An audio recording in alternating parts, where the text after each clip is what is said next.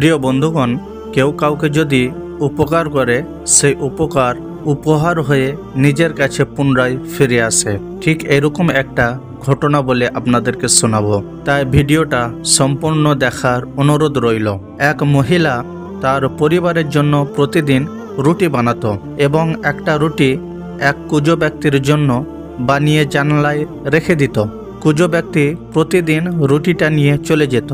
সে কৃতজ্ঞতা জানানোর বদলে বিড়বিড় করে বলতো, খারাপ কাজ নিজের কাছে রয়ে যায় কিন্তু ভালো কাজ উপহার হয়ে ফিরে আসে।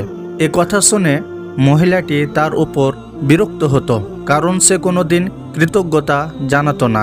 কিন্তু তারপরও মহিলাটি সেই কুজো ব্যক্তির জন্য রুটি রেখে দিত, আর কুজো ব্যক্তি সব সময় বিড়বিড় করে একই কথা বলতো। এভাবে চলতে চলতে মহিলাটি এক সময় সে কুজো ব্যক্তির উপর বিরক্ত হয়ে ওঠে। সে ঠিক করলো পরের দিন রুটির সাথে বিষ মিশিয়ে দেবে। ভাবনা মতো পরের দিন রুটির সাথে বিষ মিশিয়ে জানালায় রেখে দিল, কিন্তু তার মনে বারবার অনুশোচনা হতে থাকলো। তাই সে বিষ মিশানো রুটিটা ফেলে দিয়ে নতুন একটা রুটি জানালার মধ্যে রেখে দিল। কুজো ব্যক্তি এসে সে রুটি নিয়ে চলে গেল। যাওয়ার সময় বিড়বিড় করে বলল, খারাপ কাজ নিজের কাছে থেকে যায় কিন্তু ভালো কাজ উপহার হয়ে ফিরে আসে। অপরদিকে মহিলার একটি ছেলে অন্য শহরে গিয়েছিল কাজের খোঁজে। 4-5 মাস ধরে তার কোনো খোঁজ খবর ছিল না। ছেলের জন্য মহিলাটি প্রতিদিন দোয়া করত। ওই দিন হঠাৎ করে মহিলা তার দরজাতে আওয়াজ শুনতে পেল। দরজা খুলে দেখল তার ছেলে দরজায় দাঁড়িয়ে আছে। তার ছেলের অবস্থা ছিল খুবই খারাপ। সে ছিল খুব ক্ষুধার্ত আর রুগ্ন। তার পরনের কাপড় ছিল ছেঁড়া।